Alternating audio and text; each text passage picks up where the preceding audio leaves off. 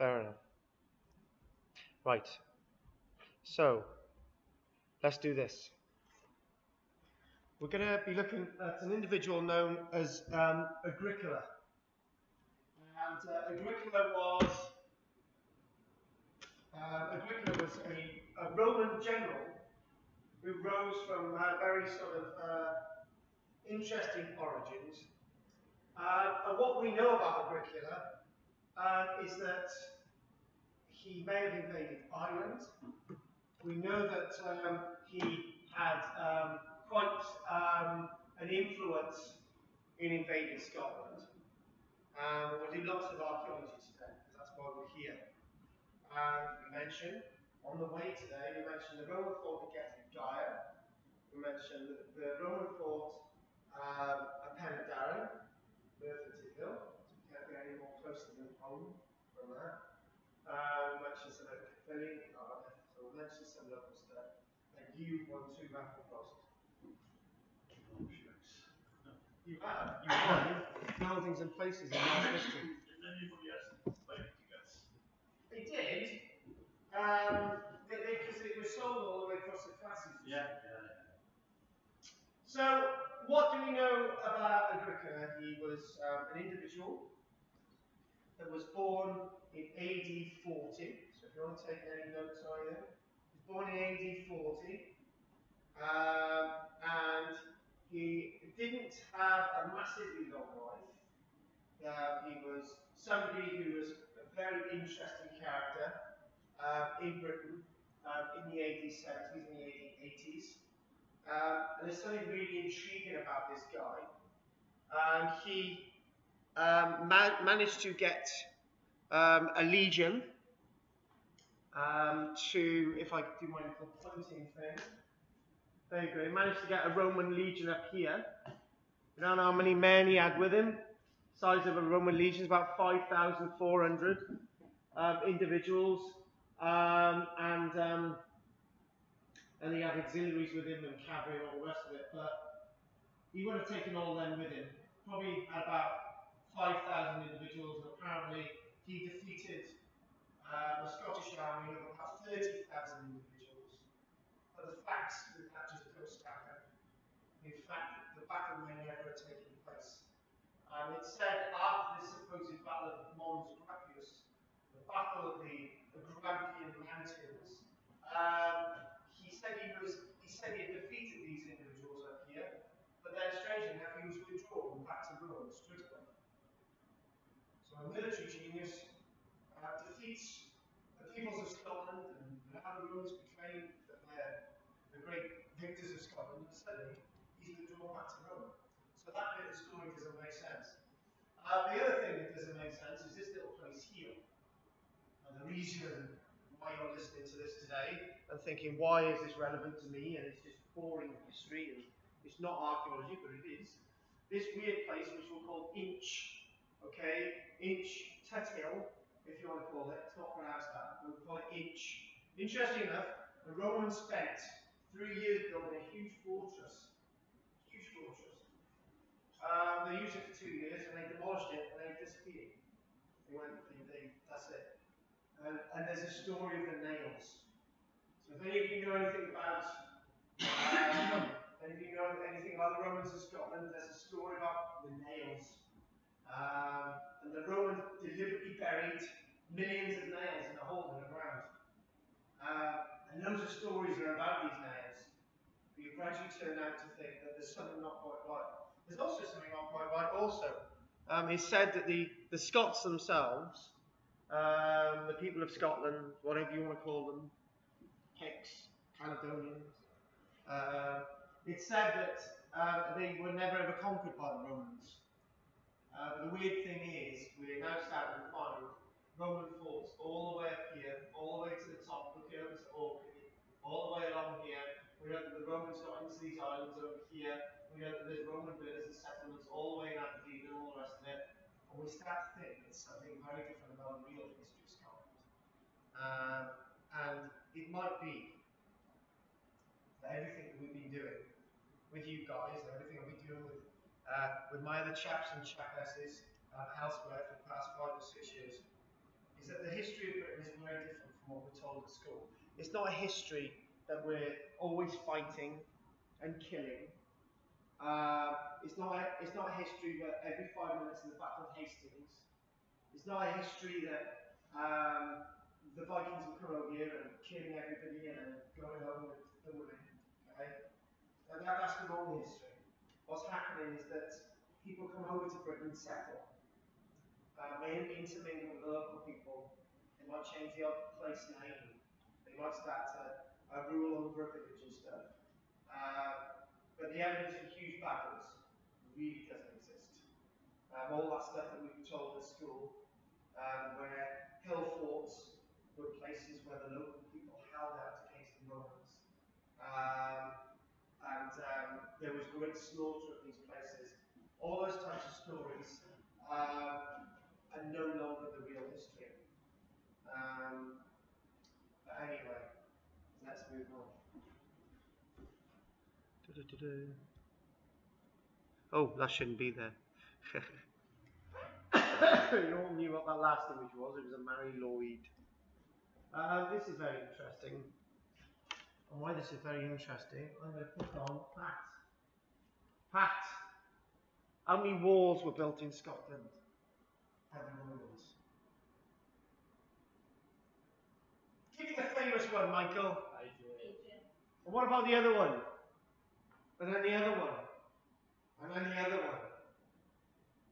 There's probably about 4 or 5 Roman walls in Scotland. And they were to do with different things. Well, a wall isn't exactly the right word. Because along here, when Agricola got here in about AD 78, he decided to build a road from sea to sea, which would eventually be the alignment where Hadrian's Wall would be constructed 40 years later.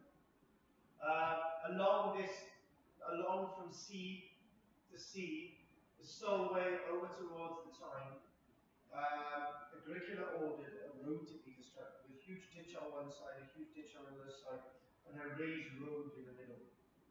And there'd be sort of bridges in between so people could go north to south, right? It was seen as a frontier, but it was a road. Okay? It's a very weird concept, a frontier being a road. In fact, what happened is that the Romans said, actually, that road is everything south of it is the Roman province of Britannia Superior, and everything north would be called the Roman province of Britannia Inferior. So this is what was happening. It was a demarcation line. And if you look at these little things here, these little brown lines, campaigns and stuff, the Romans went across this area, spreading their own sense of Romanization. An army would march to an area, and there would be a village. You can imagine it. You got 2,000 soldiers with a few cavalry in armour, a bit rusty, clogging along, and you've got your village there, and there's 150 people who live in that village. Those people would have, well, we know that they welcomed the Romans because they could not have resisted the Romans. There's no way that this small group of people could have ever resisted the Romans. Because the Romans needed them as much as they needed the Romans. And why? Because the people that they're coming across had grain and animals. And they had people that could do things. People knew the landscape, cut down trees, knew where the water was, and everything else like that. And the Romans needed those people. We see this through Roman civilization, Roman writing. That the Romans would come into an area, and instead of killing everybody, they would invite them into the Roman way of life. The Romans needed them as much as they needed the Romans because the local people would have started trading, and in fact, the local people would have made a lot of money out of the Romans. Whenever there's armies and wars, there's a lot of money to be made out of soldiers. Throughout history, that's a fact. And it's really important to remember. Here, these little white dots represent Roman forts. There's a couple of others, and that's it. They really didn't need these Roman forts at all, because they weren't really defending against much at all. And when the Romans get to here, this is where there's going to be another frontier. About 60 years later, called the Antonine War. There's not much here at this moment, in AD 80. But they built another huge bank going across here called the Antonine Wall. It's not stone wall at all. It's like a load of towers and a load of ditches and stuff. So there's another barrier across there that they think about. But across here, where you see these white dots, they start building something known as the Gas Ridge.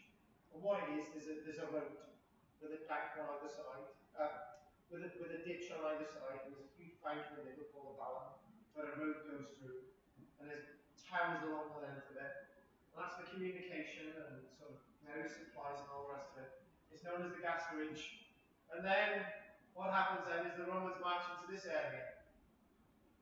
And interestingly enough, some of those most fertile ground of Scotland is to be found in Aberdeenshire. And the reason why there's another frontier here is that that's the mountainous area where there's loads of trees, where nobody lives. And this is the flat, fertile land where lots of people live.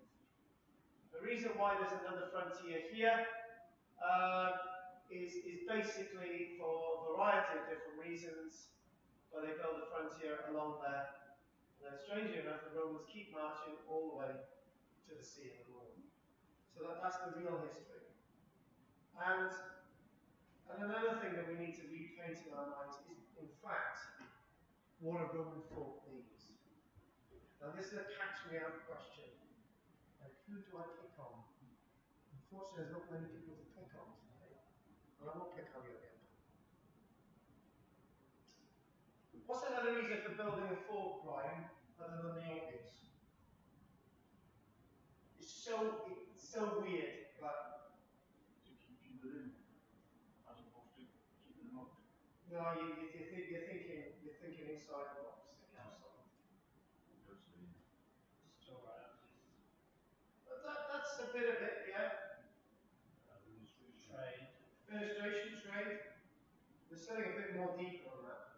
Tax. What do soldiers do when they're doing nothing? Basic forts. Build forts.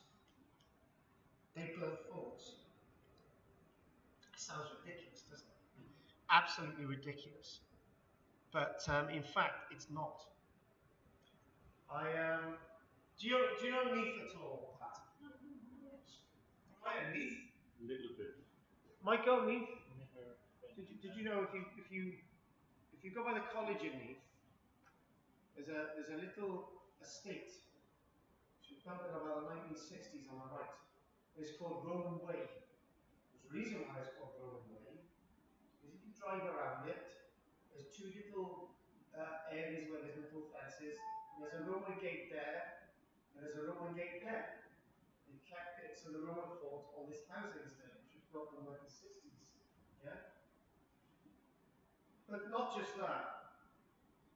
Up on Neath Common, it just sort of overlooks the whole of Neath.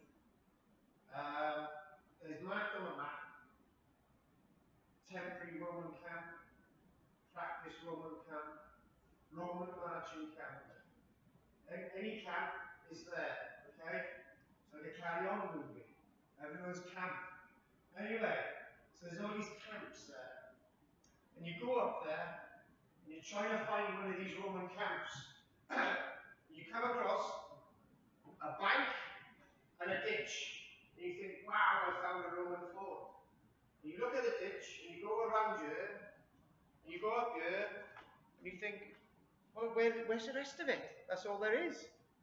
You think, all right then, must be a mistake. So you go over here, you follow another bit of bank, you think, well, look, where's the rest of it? It's gone. And it just practice works. They send the soldiers up there to practice their building their camps.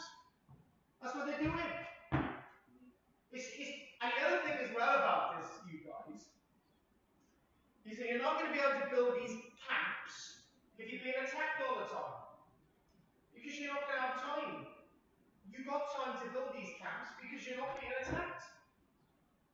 And from a moment, that might be changing your mindset a little bit.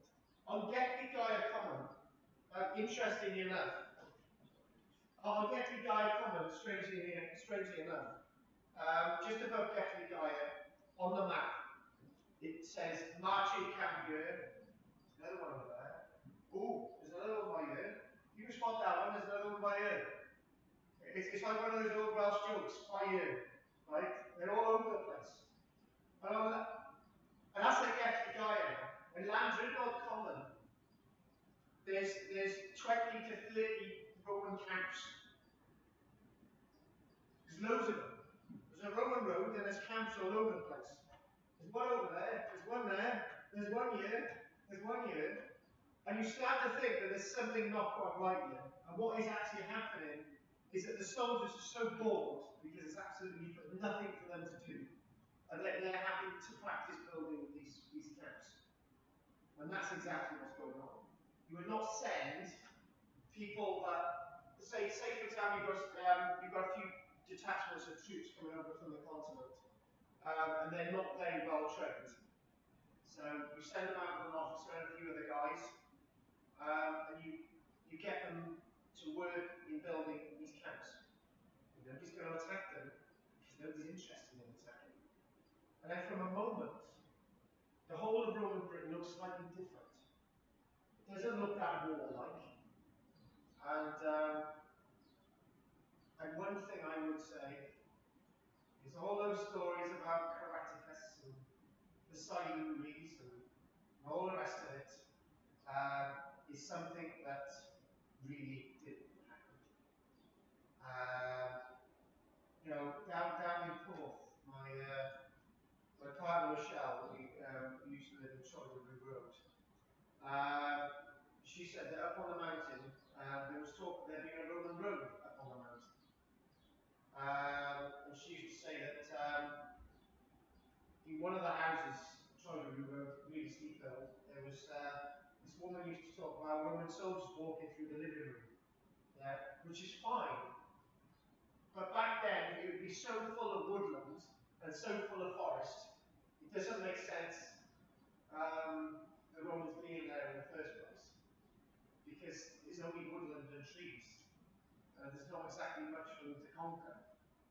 And this is exactly what we're talking about with Scotland. Anyway, moving on. There's been Roman columns found on the mountain in Cymru. We'll do that in a sec. So, the interesting thing about some artifacts that are being found is that eventually the Romans did start to come into this landscape. Not as great military conquerors. They started bringing their ways and their influence. And the one thing that the Romans are good at doing is spreading their civilization by coins. Coins are the best way of spreading information. For example, stupid question. Who's our queen, Brian? Well, Elizabeth's all over our coins, isn't she? And our banknotes. You can't get away from her.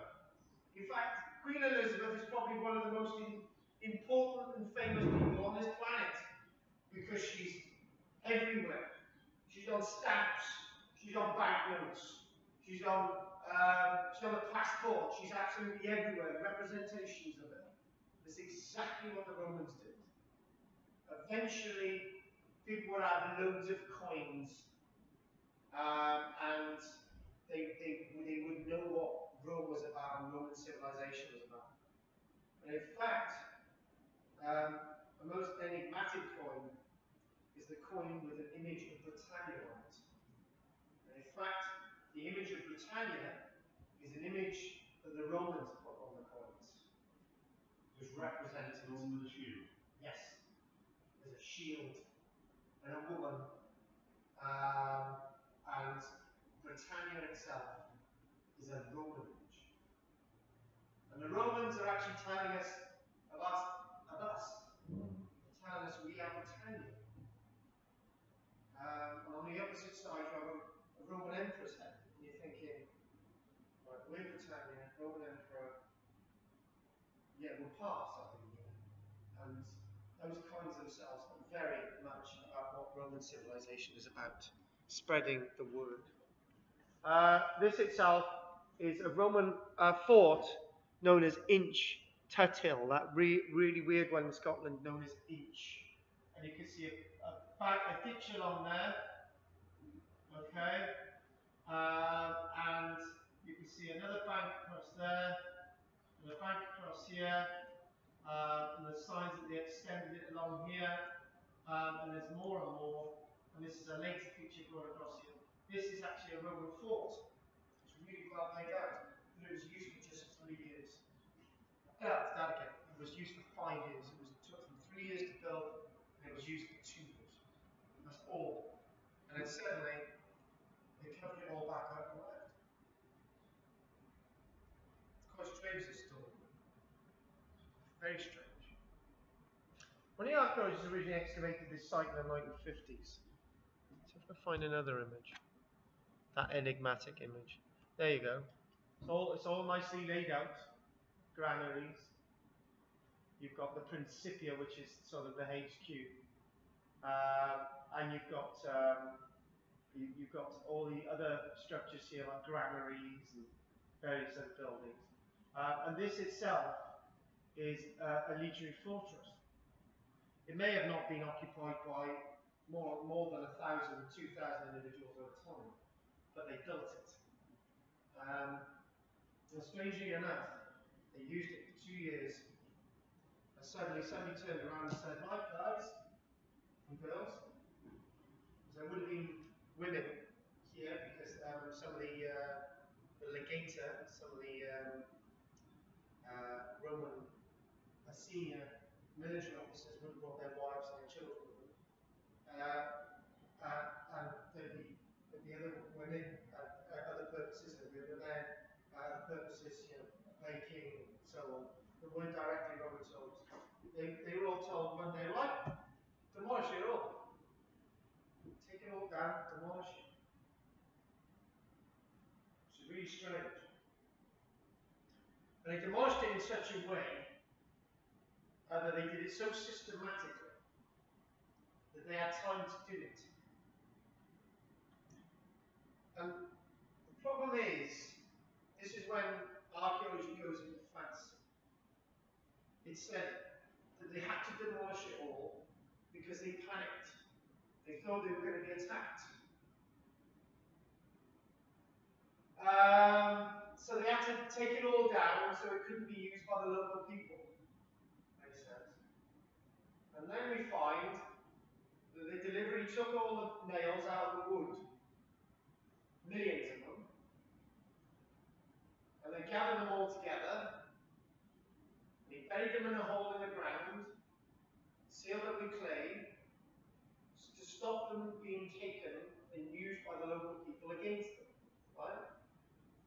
And you're reading all this and you're thinking, that makes sense, doesn't it?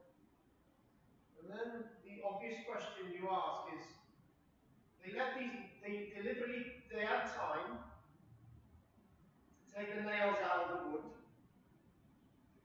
They had time to bury them in a hole. And then they had time to leave. At the same time, they would be attacked all the time. And you think, the fort itself is overlooked by hills on either side. And if they're stopping these nails being used by the local people would see them bury them in the first place. And there's something not quite right. And there's something not quite right about them building a fort and then demolishing it bit by bit. They just didn't set light to the thing. They took it down slowly, bit by bit. And it's very strange. But the archaeologists want you to think that there's something sinister at work here. I'm thinking, is not something sinister at work at all. They were given orders to take the thing down slowly and just to move off somewhere else. That's what it says to me. And this thing about the nails, well, if there's such a lot of Roman soldiers there in the first place, why didn't they just take them away with them? It's a lot of effort to dig a big hole in the ground to put the nails in the first place.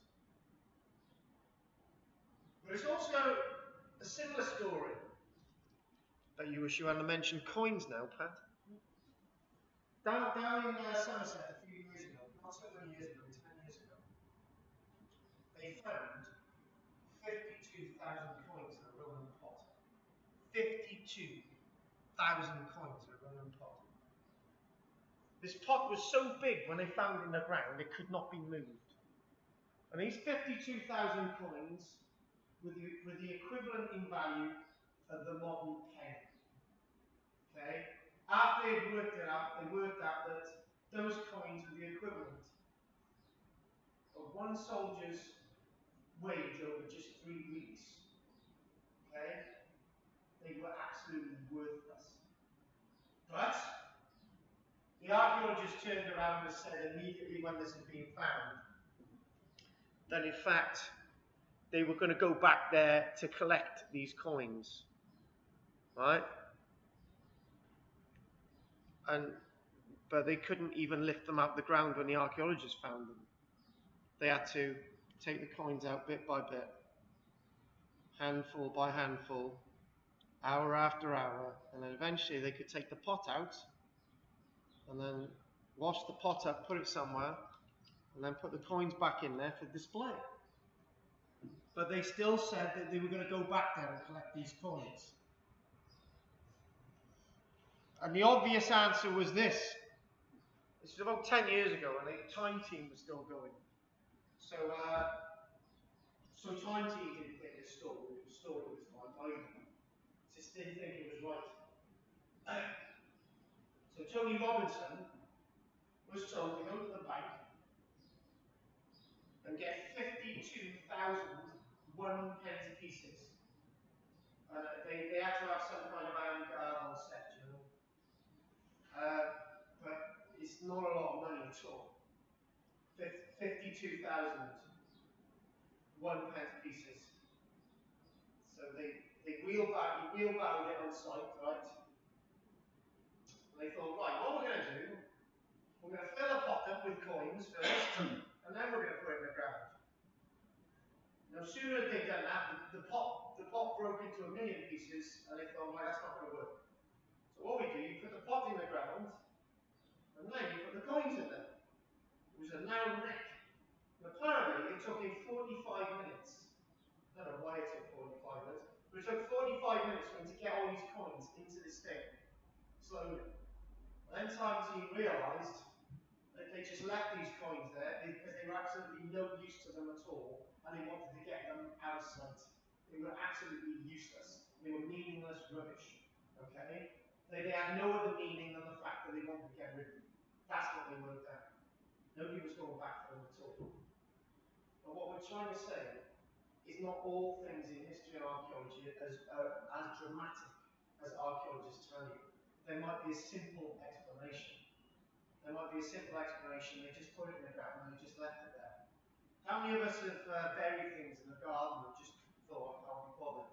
Well, a few years ago, I had a phone call of this woman. She said, I found a leather shoe in my garden.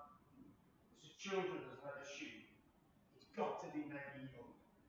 So she put it in a little shoe box. She brought it along to one of my archaeology classes. I had everyone watching, but 10 people watching. I opened this box, took the lid off, and I thought, right, okay, I'll have to examine this. So I put it over there. I'll give you a ring, right? So she left the room, and they all said, what's in the box? And I said, I can't tell you. So when I knew the woman was gone, it was only a little shoe a dog had buried in the garden 20 years earlier. But she thought that was really significant. You know, it related to a burial in the garden. The point is that just because we find things buried in a field, it doesn't mean to say that they're always dramatic, as the archaeologists want us to believe. There might be a simple, easy explanation. Just something like this as well. We've got this. It says here that we've got the fort here, and we've got this wonderful thing about hostile forces and planned frontiers extensions and building forts and all the rest of it. Best of luck to the people who lived in the trees in Scotland. You wouldn't be able to plough. You wouldn't be able to plough the land, right? You wouldn't be able to keep cattle. You would die. And it's almost as if people, when they talk about what's going on in Scotland, they almost expect people to be exceedingly stupid. That they suddenly jumped out on the Romans and started attacking them and all the rest of it. And history starts to look very differently if you look at history and archaeology differently. This is we know that we know the Roman legionaries that were actually building this fort at Inch was the Legio Twenia Valia Vitrix Legion, which is the Victory Legion that was based at this wonderful site at Inch. And there's the nails. Do you know what, right? I don't know if you're going to go home today, Pat, and say, I had this lecture about nails. It was exceedingly boring. You cold? Yes. It does get a bit cold, doesn't it? After a while. I'm keeping myself warm after my episode of 3 weeks. It's been 3 weeks, hasn't it? I woke up this morning, I didn't feel well either. But don't worry, you're not going to catch anything, Pat. Whatever it was. These are the nails. And the archaeologists who were excavating, they found so many nails that they sent most of them to the scrapyard. And some of these nails were used in they were used in atomic testing because they were nails that were Roman and they were pure iron and they hadn't been affected by things and stuff. And in fact, there's so few of these nails left. We don't know where they came from. We don't really know much about them. And in fact, we've lost the information on what the true story about these nails was.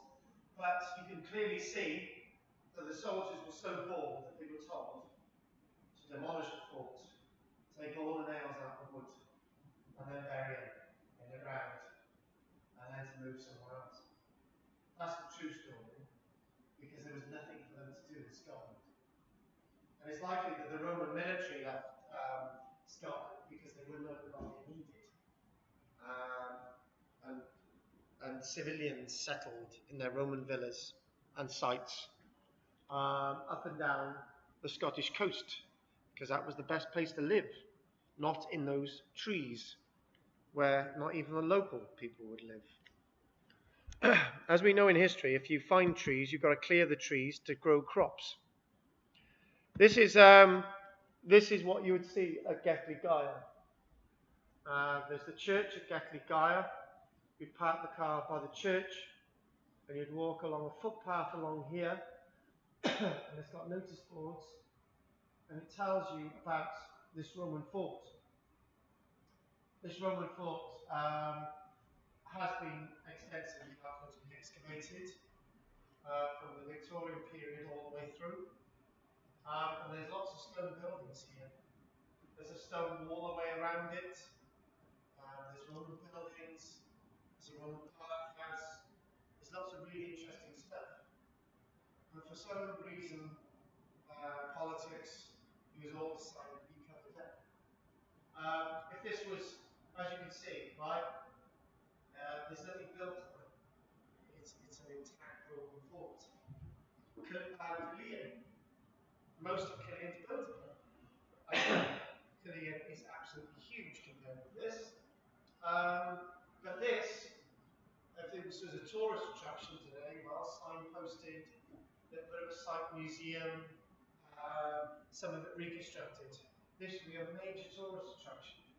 So for some strange reason, it isn't. But it's a wonderfully intact Roman fort. Don't have much to show you in the way of slides, but let's just see what we've got. Yeah, we've got a bit of a notice board telling us what was on in the field. Nothing more, nothing less. Another bit of an aerial view there. You can see that there was a gateway there. There'd been another gateway up here, another gateway here, and somewhere around here there was another gateway. And that's the footpath that takes you along, that you look into the field. Do you know, I've made the classic mistake, right? I've walked along here, and there's a nice stone wall built out of the Roman stones, and it looks like a Roman wall, but it's not. I said to people years ago, not knowing much about the site, I said, here's the Roman wall. Oh, wow, that's a really nice Roman wall. It's really well built. Right? Yeah, it's Roman stone, but it's not actually the original wall. The original wall is actually over here, which is all hidden. And that's a nice little bit of a Roman structure. That's actually a pottery kiln. And you can see how well preserved the archaeology is. Lots of stuff collapsed in there. And lots of stone buildings like this were actually excavated. This is the only slide I've got, the excavations. And as I say, excavations from the 1890s, 1910, 1920, that type of era.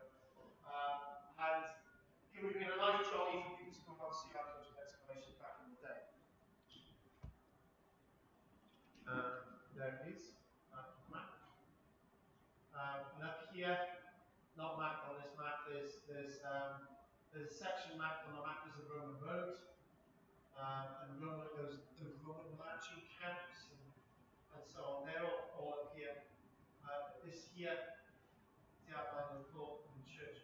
Whenever they dig graves up in the churches, it's always full of pottery and glass, all sorts of different things. Because what would have happened, where there's a Roman fort, civilians would have moved in. People would have moved in because there's lots of money to be made out of the Romans. And okay, there were prostitutes, but there would be as many male prostitutes as there would be female prostitutes. There would be bakers, candlestick makers, there would be families, there would be schools for some of the children. There'd be people who clean out the sewers. We've even got evidence, not at this site, but at Karl-James, we've got evidence of an early form of McDonald's. Because they excavated at Karl-James, and they found this little bit of a wall.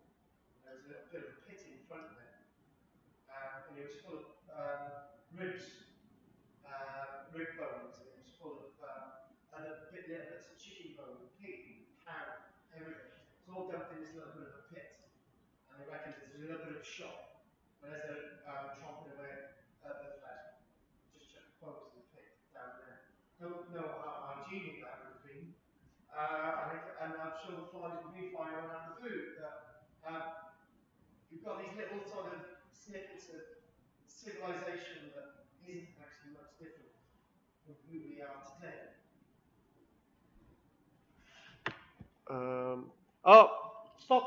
Spot the practice Roman road. There's a ditch there, and there's a mound going there off into the distance. This is full of stuff. It's really difficult to make out. But what we've got to think about is that the stuff on this common was used for a day, 2 days, a week, and just abandoned. And you can't expect to still really see it properly today. You can see it from aerial photography, but not very much on the ground. You stumble over it and you don't really see much. The Romans were very much like us. They would do temporary things and just abandon it. You know, the best example of us doing temporary things is the Second World War. Let's not be cruel, but I'm going to be cruel. Lots of the buildings built from 1938, it's about 1941, 1942, lots of that junk is still out littering our landscape, and it was never ever properly used. And we look at it now and we think, well, fair enough, that's nice, and we just move on. And I think the Romans did the same thing. We did the same thing as well, and we never really used this stuff. It's just littering our landscape all over the place. The Romans were the same, and I think the subtlety is that we don't see a big deal. What we need to see them as human. They did what we do, temporary things, temporary civilization. Well, I've got a coin of that. Right, so what we're going to do now, we're going to take a little bit of a break. Are there any questions? What was you saying about This our road, is that the Roman road by Getty Gare? Is that the one that would go past the Capalda Park in Capalda Castle in Merthyr, up on the top? Hang on a minute, let me get that.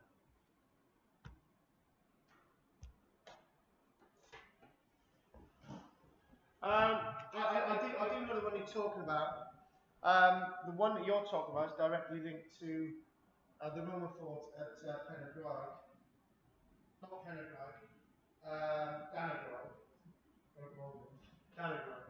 It's directly linked to the Roman fort at Dannegraig, and that then would link in with the San Helen, which is the San Helen that goes all the way to Gaia, and that goes all the way to Corbred underneath. So all these different things are linked. There's lots of San Helens, and the biggest problem is that we've got is that we do have genuine Roman roads. Sorry to say the one at Troyder Rue Road at Porth is probably not Roman. But there are Roman roads out there, but they may have been built for different reasons at different times to get to the coal and the minerals and the iron and all these other things. And they weren't all built those few years that the Roman military was tramping across the landscape. They were built over different periods of time for different reasons. And that's the point, you see. Wherever the Roman military is, it's not because they're just doing a conquering. It's because the Roman military is really useful for other reasons. Lots of the soldiers were able to mine. Lots of the Roman soldiers were able to make pottery, they were able to build walls, they were able to build roads, they were able to build canals, and so on and so on. So it's likely that when things are settling down in Britain, the Roman military would go into an area like they did at Donaghadai in West Wales. They went to Donaghadai in West Wales to mine the gold. That's the reason they're there. And then they would train local people how to mine, and things would go on from there. We know that the Romans are building great canal networks in Norfolk, and maybe places down in Somerset as well. We know that they're good at building roads, but the roads are needed. But water is more important to the Romans than roads are, because you can move a lot more over water. So canals and rivers and all the rest of it. So this is what's going on, Pat. These are why all these different roads are there, for different reasons. And obviously, cutting down the trees as well. You need roads and rivers to move timber. And this is what all these different things are about. So what we'll do, we'll take a little break for a cup of tea. What I'd like to say is that we'll do... oh, hang on, I've got to check the amount of milk in there. It's a Barry thing. Make sure you don't go and leave below that line, right? Because I'm testing you. I know you. You put water in. Right, can we have the lights, Brian, and we'll take a tiny little break for a couple of minutes. Doesn't our road from Getty go on mountain to Nelson?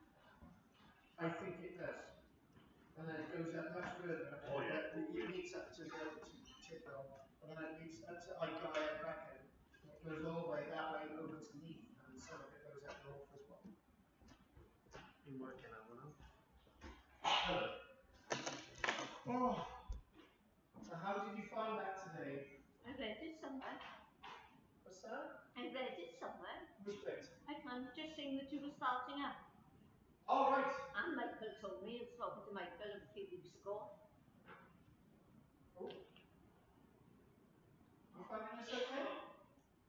There's more, in fact, there's more history than archaeology. We've got a lot of archaeology next week. The problem is it's difficult to. So some weeks it's just archaeology, other weeks it's more history, it's just components. So yeah. But don't worry, we'll muddle through. So a bit more archaeology in the next bit though. I like history, so that doesn't matter. I know, it's okay. Because they're all linked, aren't they? To be honest. Here's one of my business cards for a start. Here's one of my business cards. I'll give you that. Now, the membership thing is completely up to you. Did you want a form? I'll give it a go for just a few weeks and see how it goes, then I can join. Alright then. I don't need to give it a form then. Because I'm really busy and I, to fit in. Whether I'm going to find it what it is for me or not. Okay, that's fine.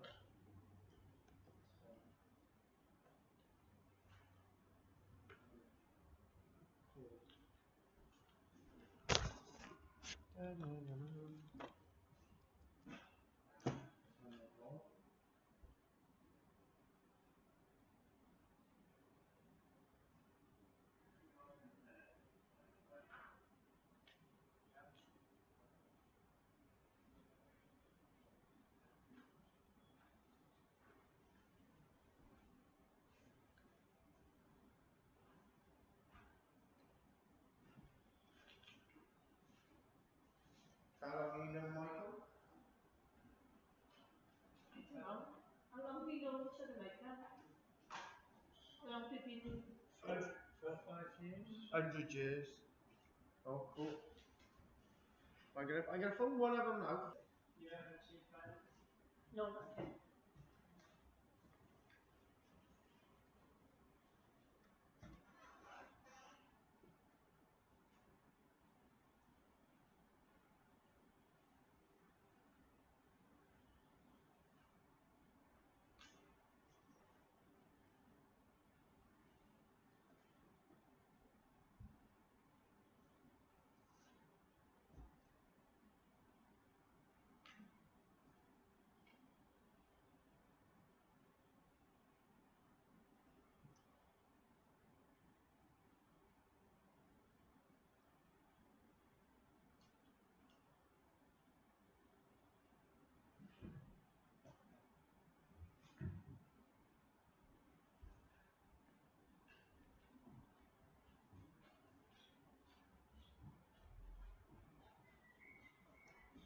That should be bowling inside this room. Is he bowling inside this room? Yeah, I think so. Take a seat.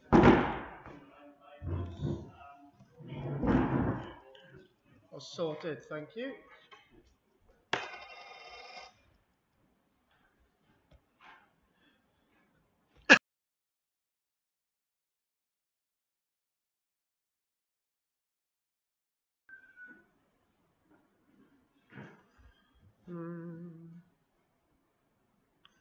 Okay.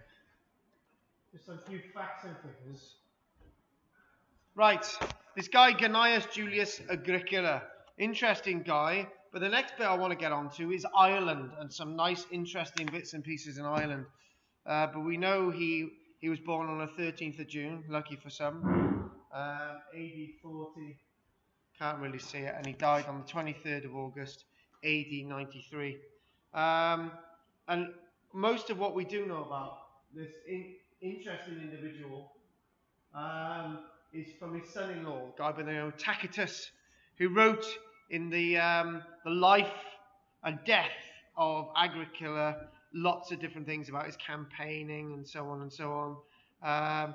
And he became a governor in his own right in AD 77, and by AD 85 he was withdrawn to live in retirement near Rome for 8 years until his untimely death. So he wasn't a great age, and without boring us all to death with politics and so on and so on, what we do know is from Tacitus as an important reference towards what he did in Ireland. Now, this is what we're going to go into, Agricola in Ireland. Now this is of particular interest, and the reason why it's of particular interest is that we've got nice bits of archaeological evidence for what Agricola was doing in Ireland. That archaeological evidence, again, comes from what was written about him by Tacitus. But we do have archaeological evidence to say that the Romans were in Ireland. And we'll talk about that in a short while.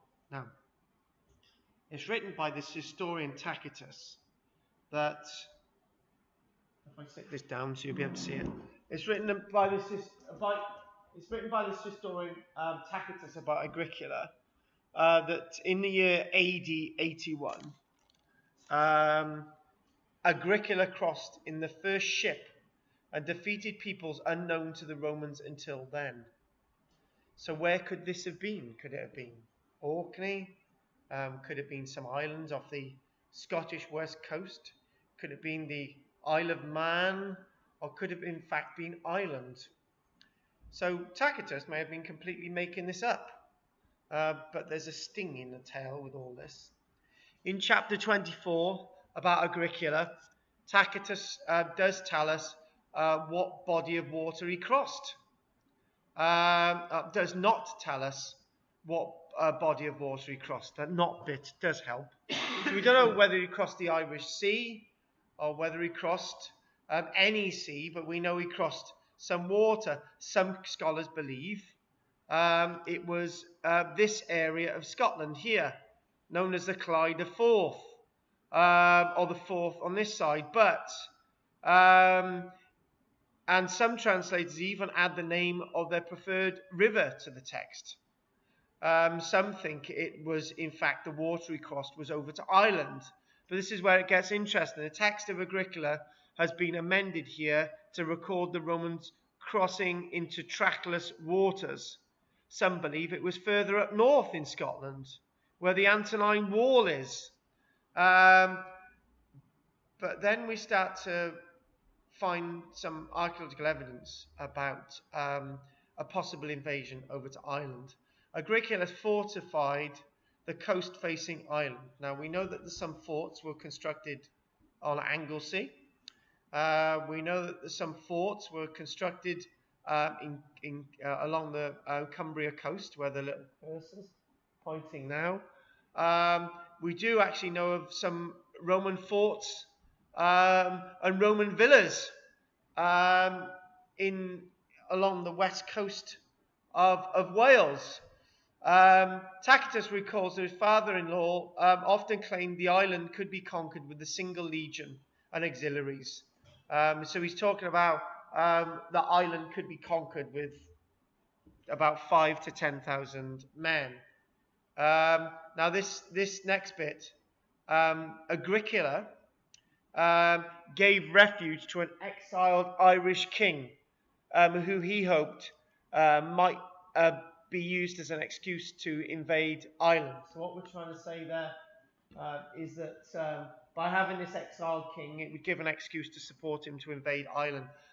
Some say the conquest never happened, but some historians believe that there is evidence to say that the Romans did in fact get over to Ireland.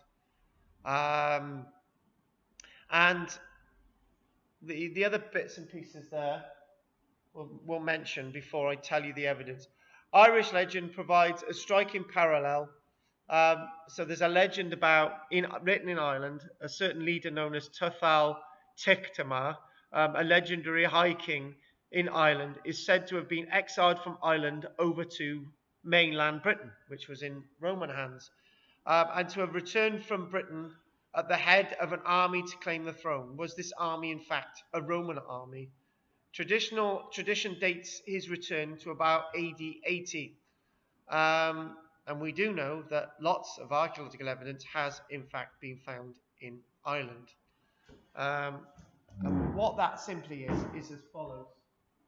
A few years ago, archaeologists were working 20 kilometres north of Dublin. And they were excavating some banks and ditches of, they believed, an Iron Age fort, which is fine. We know that there are Iron Age forts all the way across Ireland, as there's 5,000 Iron Age forts of different descriptions up and down the British coastline and inland and so on. So there's no reason why there weren't forts in Ireland. And the archaeologists were excavating, and they were getting rather confused why they were finding Roman pottery, and why they were finding Roman amphora and Roman salienware from France. And then they were finding bits of iron. And they couldn't work out why they were finding all this Roman material in this Iron Age fort. Why would it be there? They started to think. They started to look at this Iron Age fort, and in fact, strangely enough, it was square. They started to think this was really, really strange. And then they started to find lots of other iron artifacts. And in about 1977, they said enough is enough. There's no Roman material being found on this hill fort. In fact, it's all been made up. The archaeologists were lying. The Romans never ever got iron in the first place. And all the information suddenly disappeared. All the pottery disappeared. All the iron bits, all the coins disappeared. They ended up in the Dublin Museum. And in fact, nobody's allowed to look at them. Very strange, that. It's very, very strange indeed. But unfortunately, the course of history and the archaeology cannot be stopped. About a decade ago, they were excavating fields south of Dublin, near County Wexford, south coast of Ireland. And they actually started to find burials. Burials that contained nothing other than Roman pottery, bits of Roman armour, bits of Roman jewellery, and they started to find loads of burials in the field. And somebody said, actually, you know those remains in the field over there? They could be the remains of a Roman villa. And they were excavating this all the way. And a big archaeologist came along to the site and he said, actually, the reason why we're finding all this Roman material is because it was accidentally buried with all these people 1,900 years ago. It accidentally made its way into the ground. And in fact, these are not the remains of Romans. They're the remains of people who got hold of Roman artifacts who decided to be buried with these Roman artifacts. And I'm looking at this thinking, somebody doesn't want us to know that the Romans got to Ireland. And that's what it's looking like. Because all the archaeological evidence telling us that the Romans went to Ireland, funnily enough, goes into boxes in the Dublin Museum and is never ever seen again. And that is very much what happened. Moving on a little bit more. What I want us to do is look a little bit locally now. I just put a little bit of meat on the bones and then we'll call it a day. Now, you've all been to Killeen, yeah? And the fascinating remains at Killeen. Now they are fascinating. Very large fort. It had several bathhouses. The remains of one is on display. And you can see walls, and barracks, and all the rest of it. It's likely their Agricola used lots of the soldiers that were based at Killeen in his various campaigns around the country. But Killeen remained as a legionary base, an important location for many, many decades. Another interesting place that may have some connection with Agricola is in fact this place, Usk.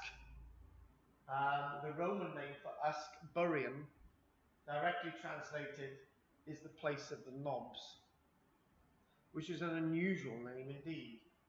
I think it's relating to the fact that Usk itself is surrounded by hills and so on.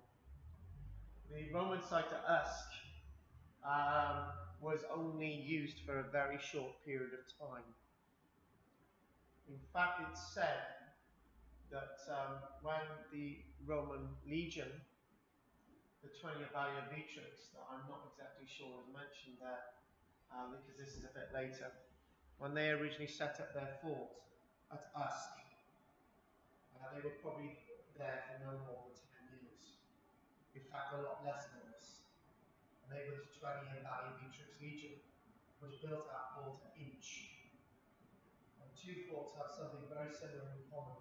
They were used for a very short period of time. It must be that the soldiers in the 20th Valley of Beatrix Legion had to do stupid chores, like building whole Roman forts and just abandoning them by taking them down bit by bit. And that's why we've got a link between Usk and this Roman fort in Scotland, because they were built by exactly the same people in the 20th Valley of Beatrix region, which is the Victory region. Apparently they were really good in battle. Now, how many of you know that if you go to Karl-James Castle, you can actually touch a piece of the original Roman wall? You got a smile on your face there. I want to ask you something. You two guys know that? You're not playing that, No? As you go in, if you go into the main gateway and you go around this way, and you go into the new Tourist Information Centre, you've got a bit of huge Roman wall behind, which you can actually touch and feel. You can see the scaffolding, where the scaffolding holes were, and all the rest of it.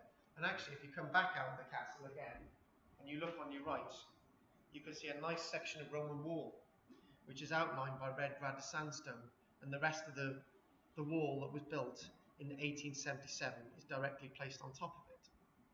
And I tell you what, right, as bits of Roman wall go, that's quite a nice bit of Roman wall. Business card I've given you all, and actually given you this today, is actually a bit of Roman wall at Sagontium in North Wales. And it's a nice bit of Roman wall. You can see it, you can touch it. And do you get goosebumps when you... Yeah. Do you know what? Right, we can talk a little bit about that. Whenever I see that bit of Roman wall, the problem is you've got tourists and everything there now. But when you actually look and touch that bit of Roman wall, you get the goosebumps. I do anyway, and you do, yeah? I took my sons who were doing, Oh, yeah. they were doing the Romans in school when so we went down. Yeah. You know, so this is years ago than then now. Yeah. I still remember it, and they enjoyed it as well. Yeah, you get that bit of wall, it's nice chunky bit of wall. No, it's not, it's lovely. You touch it, and you got the... Yeah, you get the scaffolding and all the rest of it. You know that this wall is thicker than the wall that's actually built above it today. It's really... It must be 30 years ago. Yeah, it's brilliant. One of the two were in the junior school. Yeah. So it's a beautiful bit of wall. And that wall itself is over 10 foot thick. So that's 3 meters thick. So it's a really, really thick wall. It's a beautiful bit of wall. And the likes of Agricola and all the rest of it would have seen Cardiff as a really important location in the Roman period, because it's very close to the River Taff, and they would have had harbours and all sorts of things there. Caerphilly. Now this is an interesting one. Again linked to Agricola. A Roman fort was actually found by accident underneath the remains of Caerphilly Castle in 1963. During excavations on a northern outcrop of Caerphilly Castle, a large earthwork was constructed during the English Civil War lies wholly within the confines of the Roman enclosure and occupies about half of its interior. So basically what we've got a nice stretch of Roman remains there, which are fairly intact. And it says that in the 1963 excavations, the Roman defences comprised of a bank of turf. They would top and tail the turf. I don't know, they had 1 or 2 episodes of Time Team where they were reconstructing a bit of a bank. So you would cut turf and you would have it as checkerboards. So you'd have some grass pointed upwards, and then you'd have the roots pointed upwards along to create one layer of the bank, and then you would reverse it again, another layer, and reverse it again, another layer. And that's how they used to create their banks. They used to be really stable. And it's saying, and this was set upon a base of cobblestones, and there would have been timber revetment to give it some kind of shape. There would have been V-shaped ditches, and all of this they worked out dated from the period of Agricola, roughly about the 70s, AD, 80s, and it was used for a very short period of time. But we know there's a Roman fort at Caerphilly. There's our Getli Gaia site. And interestingly enough, with our Getli Gaia site, they have the servant of the tea. Now you can see who made this tea. Me. It's all right, isn't it? You've only put 1 dose of cyanide in it this week, I can tell. You've run out of arsenic, have you? This is it's a nice cup of tea, thank you. This itself is the site at Getli Gaia. And then when they excavated it, they found these granaries and the HQ and the barracks. It's only a small site for about 500 auxiliaries, but it was big enough. Nice bit of wall excavated around the outside. And those that have had an opportunity go and see the Roman fort at Gaia. The Gaia Roman fort is a fort that we visited last year. It's a really nice fort because you can actually see a nice stretches of Roman wall and where the gateways are as well. What are Very similar. What are the granaries like? How do I describe it? Are they pits or boxes? No. The granaries, I've seen a few granaries. The width of the granary would be from about here to about here. And there would be stone wall to create a rectangular box like that. And usually there would be lengthways, a wall going here, a wall going there, like it's going the other way. And those walls themselves would have had timber beams, and the granaries you would have had the Saxon corn and all the grain drying. So they're basically drying the grain for keeping the grain. The main thing is to keep the grain dry, and this is what the granaries are about. So did they have underground each? They would have had, in some of them they would have had, there would have been grain dryers. In fact, the structure I showed you earlier on, being used for creating tile and pottery, may have actually been used as a grain dryer as well. To dry the grain before you put it in the building. The main thing is to keep the grain dry. What we do know, if those of you are into your diseases, any of you ever heard of ergot? Yeah. Yeah, you know what happens. Yes. Yeah. I do wonderful lectures about diseases and stuff, which I'm being asked to do later on in the year. And there were whole villages in the medieval period where people didn't dry their grain. And a bacterium develops in the grain, and you can't bake it out or anything. As soon as it gets into the grain, it's endemic, and it makes you go mad. You go crazy. There's whole villages where there's reports of everybody killing each other because the ergot makes you actually go insane. It's like the most psychotropic drug you could ever have. But it's extremely serious in the end results. you've got to make sure your grain's dry, and the Romans knew this. Again, this is Getty Gaia, the fort of the Grove. You can see the main bit of the fort there, and then they extended it, and there was a bathhouse, and other buildings, and there was another bit of a fort alongside as well. This is exactly what's going on at Getty Gaia. And Penydarren, this is the one at Merthyr Tydfil, and I'm sure I gave it the wrong name earlier on, but this is the one at Penydarren. This is the one at Merthyr Tydfil, and it goes to say the Roman fort at Penydarren is located on a spur overlooking the River Taff, just south of Penydarren House, built in 1786, which is now demolished. But nothing is now visible, the site being occupied by a football stadium built in 1902. The eastern corner angle was positively located during excavations conducted in 1957, although most of the dating evidence was accumulated through excavations whilst they were digging the stadium in 1902. More of the site was uncovered in 1957 when they were doing more work for Penydarren Park, the clay and earth banks and the cobble foundations, and finding some of the towers.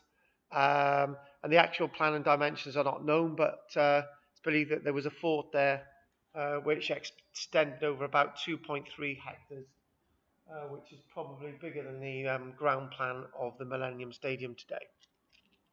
So that's dated from the Agricola period. And that's the fort at Gaia, called Kiviko,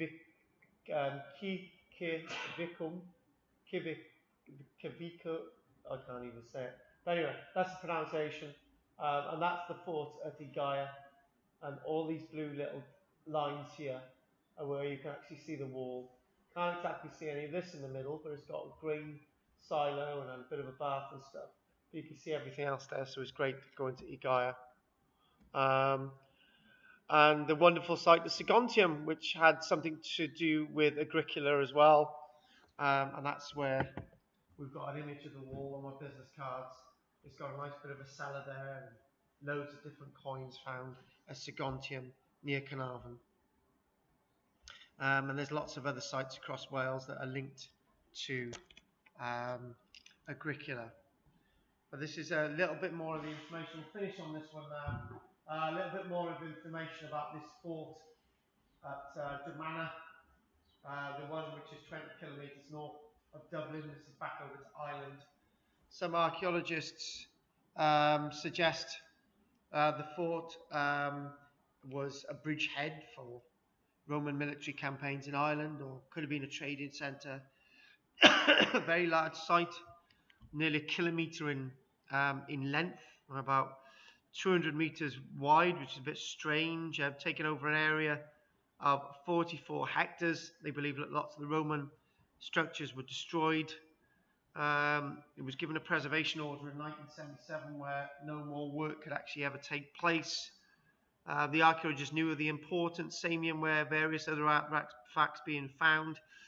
And there's also something else which I didn't mention. They found a large hoard of material from the site was actually found, it's believed, in the 1980s, which went down to Sotheby's, which was from the Dumana site, which was immediately impounded and was taken to the National Museum of Ireland. Since then, a legal dispute over ownership has prevented the artifacts and their provenance from being discussed publicly. So all these finds, nobody's allowed to look at because they come from an Iron Age fort where Roman evidence has been found. And why they're trying to cover it up, I don't know, but it seems very strange to me. On that note, that's about Agricola. So next week, what we're going to do is there's going to be lots of images of burials behind me next week. And gaming sets are very important to Viking women. So we see lots of examples about that next week, and the Lewis chess set found about by I think about the 1950s. So we'll look at all those different things, Viking, Roman stuff next week, medieval stuff, and a bit of stuff from the British Civil War. So any questions on that this week? Have we all enjoyed it, folks? Yes. Pat? Yes. Brian? Germanic got anything to do with Roswell, did it? What's that? Do you think Germanic has it got anything to do with Roswell? Roswell? No. But there's something really strange about that that's not being talked about. Have you enjoyed it today? Yes. Good. So what we'll do, I'll finish my drink. Let's get all these chairs stacked. Are you all coming next week, Brian? I can't finish. My God, Brian, you've ruined my life. I know. And for that, I'm going to put the chair upside down. The only thing I'll guarantee next week is that I'll be out in the sun. All right then. You stack them all together there. That'd be lovely. And don't forget to put the light on, Brian, so it's not dark. Come on, hurry up, Brian. We got a lot to do. So, is somebody doing the cups? So there's no more questions today, no? It is a bit queer about Ireland, I gotta be honest with you. Very strange. Well, the Irish people think about it. Because we is theirs, isn't it? It is theirs, and and the strange thing is that it does make you wonder why